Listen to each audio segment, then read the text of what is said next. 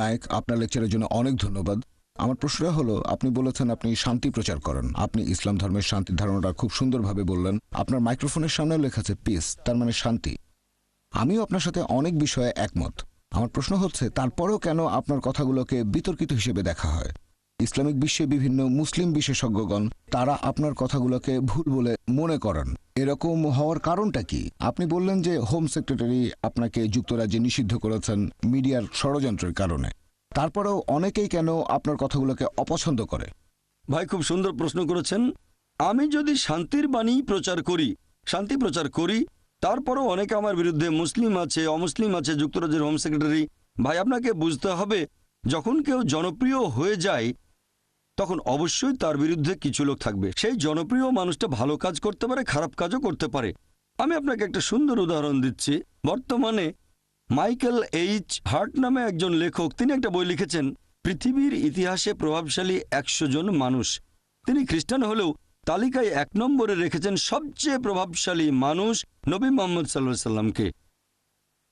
এমনিতেও দেখবেন যে মুসলিমরা তাদের নবীকে ইতিহাসের সবচেয়ে গুরুত্বপূর্ণ আর প্রভাবশালী মানুষ বলে মনে করে থাকে। অনেক অমুসলিমও ব্যাপারটাকে এভাবেই দেখে থাকে। তবে যদি ভালো করে দেখেন যে এই পৃথিবীতে যে মানুষটার বিরুদ্ধে সবচেয়ে বেশি বই লেখা হয়েছে তিনিও নবী মুহাম্মদ সাল্লাল্লাহু আলাইহি সাল্লাম। সেই বইটাতে তালিকায় 2 নম্বরে আছেন স্যার আইজ্যাক নিউটন।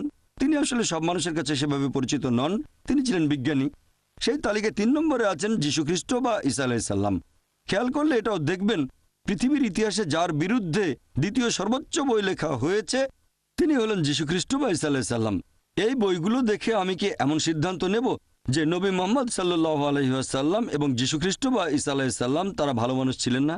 আপনাকে বুঝতে হবে, যখন কেউ জনপ্রিয় হয়ে যায় অবশ্যই তার বিরুদ্ধে কিছু লোক দাঁড়িয়ে যাবে। আর যুক্তরাজ্যের হোম ডিপার্টমেন্টের কথা অনুযায়ী 2009 সালে আমি যখন এসেছিলাম এখানে, একটা বিশ্বস্ত সূত্রে আমি জেনেছিলাম যুক্তরাজ্যের হোম ডিপার্টমেন্টের তথ্য অনুযায়ী পৃথিবীতে সবচেয়ে জনপ্রিয় ইসলামিক স্যাটেলাইট চ্যানেল হচ্ছে পিস টিভি। আর যুক্তরাজ্যের সবচেয়ে বেশি যে ইসলামিক স্যাটেলাইট চ্যানেল দেখা হয় সেটাও পিস টিভি।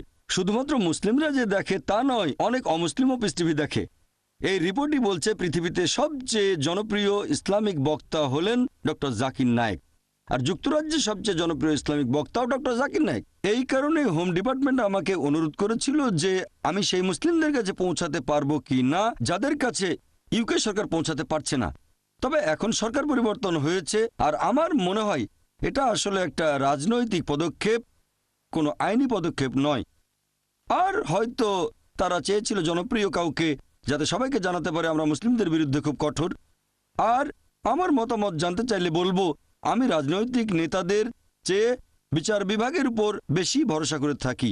আমার মতে এরকম হয়েছে জনপ্রিয়তার কারণেই। আর এটা আসলে একটা রাজনৈতিক সিদ্ধান্ত, আইনি সিদ্ধান্ত নয়। আর ইনশাল্লাহ আল্লাহ তাআলা চাইলে এই এক্সক্লুশন অর্ডারটাকে বাতিল করবে কোর্ট অব আপিল। আশা করি উত্তরটা পেয়েছেন।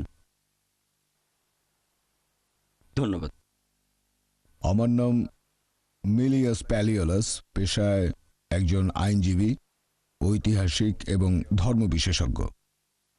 আপনি খুব সুন্দরভাবে ইসলাম এবং কোরআনের বিভিন্ন বিষয় ব্যাখ্যা করলেন।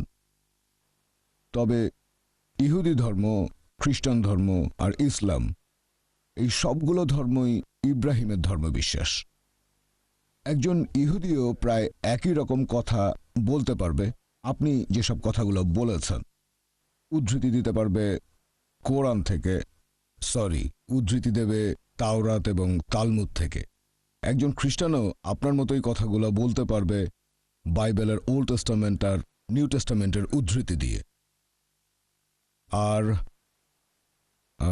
আমি ঠিক জানি না যে আমরা এভাবে কথাটা বলতে পারি কিনা যে একটা ধর্ম অন্য আরেকটা ধর্মের চাইতে বেশি উন্নত আর সত্যি, আর অন্যান্য ধর্মগুলা মিথ্যা। এভাবে বোধহয় বলতে পারি না। এটার ফলাফল কি হতে পারে? এসব কারণেই একসময় ক্রুসেড হয়েছিল। ইতিহাস বলছে। আপনি সুবিচার আর শান্তির কথা বললেন। পবিত্র বাইবেলেও এই সুবিচার আর শান্তির কথাই অনেক বেশি বলা হয়েছে, অনেক বেশিবার বলা হয়েছে, পবিত্র আত্মার চাইতে অনেক বেশি। আর খ্রিস্টান ধর্মের অনুসারীরাও অনেক শান্তিপ্রিয়।